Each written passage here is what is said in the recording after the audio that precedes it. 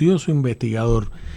Rolando, hay otro tema que queríamos hablar y conversamos algo en la mañana, porque ha habido cierta confusión, sobre todo en la prensa que no sigue al detalle como tú los acontecimientos en Cuba, y es la aprobación esta por parte del Consejo de Defensa Nacional en Cuba de planes y medidas que den paso al estado de guerra. Estuvimos hablando un buen rato aquí, Andrés y yo, sobre el tema, e incluso vimos lo que dice, encontramos aquí lo que dice la Gaceta Oficial de Cuba de enero de 1995, firmada por Ricardo Alarcón de Quesada, sobre esto que decía el artículo 10 de la Constitución cubana, y como buscamos en la Constitución actual aprobada en 2019, pues no encontramos los detalles. Aquí sí lo encontramos.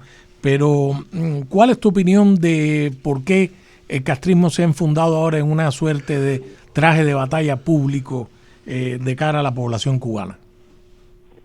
Exactamente, yo creo que es más que para un enfrentamiento con Estados Unidos, para un enfrentamiento con el propio pueblo cubano. Claro. Yo recuerdo que, creo que no se lo había mencionado, pero en este último año, sabes que publicamos este informe mensual de protestas, denuncias, declaraciones, etcétera. Sí, que cada mes va más para arriba uno que otro. Exacto. Desde agosto hasta diciembre, todos los meses se fue rompiendo el récord de ese informe de protestas y denuncias que empezó en septiembre del 2020. Y todos los meses, desde agosto a diciembre, fueron más de 1,000. La última fue, creo que 1,333 en diciembre. Ya. Además de que también se rompió el récord de protestas anual, que había sido como de 8,443. Bueno, esta vez fue como de 15,000, más o menos. Quiere decir que hay una efervescencia en el pueblo de Cuba con esta crisis multisistémica que no hay quien viva en Cuba realmente. Y la gente, aún sabiendo que existe toda una alambrada de leyes súper draconianas que te pueden llevar a prisión solamente por expresarte en las redes sociales, se están expresando y lo están haciendo con nombres y apellidos. Entonces, eso es lo que me parece a mí, y me parece que hay un punto que no sé si ya lo tocaron ustedes, que es el hecho de que en una situación excepcional el gobierno o el Consejo de Defensa Nacional, que es más o menos lo mismo porque lo presidiría Díaz-Canel, después el vicepresidente y 5 otros miembros del Consejo de Estado, ellos ajustarían a la situación los derechos de las personas. Eso tiene que ver con el derecho a manifestación. Las garantías individuales. Claro. Las garantías individuales. Exacto. Derecho de libertad de prensa, violación del domicilio, por ejemplo, el derecho a que no violen el domicilio ni la correspondencia, e incluso las detenciones. O sea, hay una cantidad de facilidades que tendría el gobierno, además de lo que ya tiene, porque les repito eso. Es increíble como no han dejado un solo resquicio para la disensión legal en Cuba. No hay. Desde el Código Penal para acá, más otros decretos leyes que han dictado, pues no queda ningún resquicio, y esto además les podría poner en las manos, en bandeja de plata, la cosa de meter sencillamente en prisión a aquellos que piensen, sencillamente que piensen que pueden ser opositores, que pueden jugar un papel de oposición en un caso de guerra, o que ellos consideren que es de guerra. Claro. Entonces, por eso pienso eso, porque además está la cosa de que este estado de guerra tendría que seguir ni más ni menos que la doctrina de la guerra de todo el pueblo. Una doctrina que para mí es obsoleta, como se demostró el otro día en Venezuela, porque esto está basado en hacerle resistencia a un ejército de ocupación. Bueno, ahora casi todo lo hacen con drones.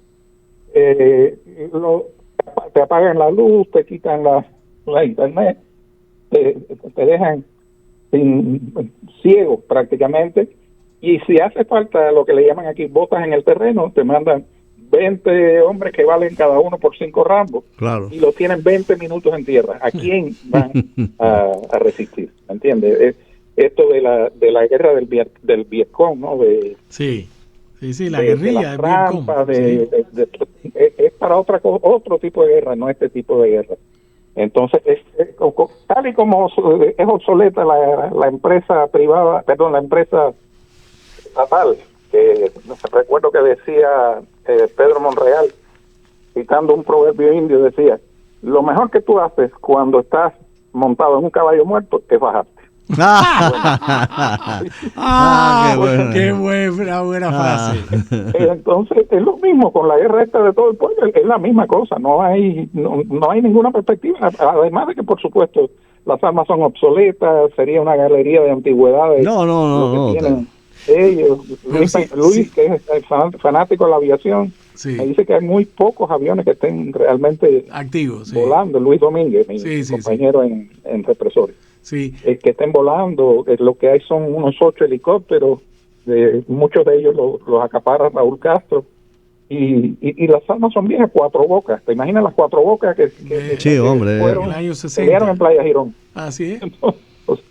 Entonces no, eso es lo que hay, y si acaso han podido conseguir otros armas un poco más modernas y las tienen guardadas, se demostró igual en Venezuela. No, pero fíjate, yo que estaba comentando con Andrés, porque de hecho escribí una cosa el fin de semana que la había compartido con Andrés y que saldrá próximamente, y se los voy a dar a conocer. En toda esta ecuación que hay, si tú te fijas al final del comunicado oficial que escueto, que lo publicaron primero en Juventud Rebelde ayer domingo, al final tiene el sello de que el líder de la revolución cubana, general de ejército Raúl Castro, que no ostenta ningún cargo público, por cierto, calificó de buena actividad la iniciativa. Es decir, Mazo lo sigue teniendo el tipo. No, eso no te quepa la menor duda. Entonces, yo nunca he dudado de eso. Claro, pero entonces, a lo que estaba apuntando Rolando, volvemos al tema del martirologio. Ok, ¿cuántos son los samuráis que se van a inmolar para dar la imagen del pueblo combatiente, aguerrido, frente al imperio norteamericano, y preferimos hundir la isla y la bandera envuelto? Bueno, entonces tú ves a esa muchachita que la llevaron a seguridad del Estado porque hizo una encuesta informal, se le ocurrió hacer una encuesta presidencial entre Marco Rubio y Díaz-Canel. Díaz-Canel creo que sacó el 5% de los votos y todos los demás se los llevó Marco Rubio. Claro, en Cuba. El apoyo que puede tener ese gobierno en este momento, fuera de lo que son las movilizaciones compulsivas, tú sabes. Claro, y ellos, el régimen, la dictadura, que sí tiene buenos equipos de sondeo sociológico, lo deben saber mejor que nadie. Pero ¿por qué movilizan? Ellos dicen que allí, frente a la Embajada de los Estados Unidos en La Habana, en el Malecón, movilizaron a 500,000 de personas. Cifra que, por supuesto, ninguno de nosotros tres cree. Sean 500, sean 10,000, sean lo que sea. ¿Por qué todavía hay en Cuba gente que se preste a ir con unas banderitas a pasar calor, sol y a gritar consignas que ellos mismos no se tragan ni se creen? Yo creo que tú sabes, son muchos años de represión y de el Fidel ese que llevamos dentro, ¿no? Nos metieron un Fidel dentro. Sí. No, y hay indudablemente hay un mecanismo de presión social a través de los CDR, mira, a mí me asombró la primera vez que un 1 de mayo salieron a desfilar las MIPYME, que decían los cuentapropistas con la revolución. Bueno, claro, van, te visitan y te dicen, oye, manifestación. Todos a la plaza. ¿Tú quieres seguir cuidando tu licencia con la que estás haciendo unos dólares por aquí y por allá? Claro que sí, tú vas.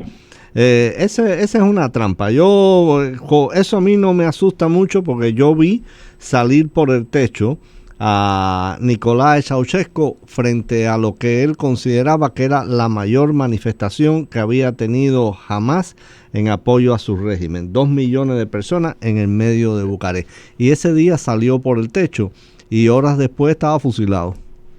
Eso mismo. Y el caso de Solidaridad, que eran unos 200 más o menos, y en un mes más o menos tenían ya 10.000 personas, claro, 10.000 miembros. ¿Tú sabes? Eso es lo que hace falta, la chispa y la movilización de la oposición en la medida que se puede movilizar en esos regímenes, que no es una medida significativa en absoluto. Claro. Seguro. No, yo, o sea, lo que la gente piensa en su casa, que a lo mejor no se lo dice ni a su mujer, tiene que ser muy malo. Tiene que ser muy malo porque están mal viviendo, sobreviviendo más que mal viviendo. Claro. Es algo sin electricidad, sin alimentos, sin medicina, es demasiado lo que es desde el punto de vista de los derechos económicos y sociales, más la represión. Más la represión. Más la represión. Y la coerción, lo que estaba señalando Andrés, la coerción además, política. Hay una cosa en este tipo de dictadura, en este tipo de régimen totalitario que parece contradictoria, pero no lo es, porque como que, y en el caso de Cuba, que ha sido una dictadura tan larga, tienen, ¿cómo te diría? Han tenido durante mucho tiempo unos instrumentos sociales que son castradores, en el sentido más amplio de la palabra. Y la gente, hay mucha gente que increíblemente le tiene miedo al cambio. Sí. Le tienen miedo al cambio. Están escachados más o menos, tienen un mal trabajo, odian el régimen, pero también le tienen miedo al cambio. Que por cierto, esto de régimen castrador, dicho en términos sociológicos, ahora te lo voy a decir en términos psicológicos. Yo no soy un especialista, pero es algo que me atrevo a aventurar. Las mujeres en Cuba protestan más porque a las mujeres no puedes castrarlas. Oh. A las mujeres no puedes castrarlas. Las mujeres en Cuba han tenido un papel, el papel de la mujer en Cuba contra la dictadura es algo, y un dato más, muy serio. Ya que quieres meterte en esos caminos de Humberto Eco, las mujeres en Cuba, es decir, no solo los que han salido, sino la densidad de población ha decaído porque las mujeres no quieren tener más hijos. Porque en ese régimen claro, no tienen futuro, porque pasan trabajo, no quieren embarazarse. Y ella es la que tiene que lidiar con el día a día de la casa. Y con el daño antropológico, mi hermano. Así mismo. El daño antropológico. Así mismo. Óyeme, Rolando. Va a ser otro problema dentro de, tú sabes, en unos años no va a haber gente que trabaje en Cuba y entonces va a haber un ejército de retirados, jubilados que no van a poder mantener a toda esa gente. Bueno, va a ser probablemente menor la cantidad de trabajadores. Bueno, aquí vamos. Si Cuba, ya sabemos que en parte por razones racistas, pero en parte también por razones productivas, tuvo que abrir recién instaurada la República, paso a una enorme inmigración porque no había suficientes brazos en el país para trabajar todo y explotar a potencialidad todo lo que daba el país. Cuba en un ambiente ya democrático de reconstrucción tiene que tratar de atraer una inmigración capacitada y joven, sea con los españoles, sea cubana o sea extranjera. Porque si no, ahí no hay fondo, social para mantener a los viejos. No, seguro. No, y en este estado. Así va a ser, más el desangramiento del país por la emigración, que aunque Estados Unidos ha frenado, los cubanos siguen buscando la manera de irse. Y no todos los jóvenes van a volver. Ajá. Y no todos los jóvenes van a volver. Oye, Rolando.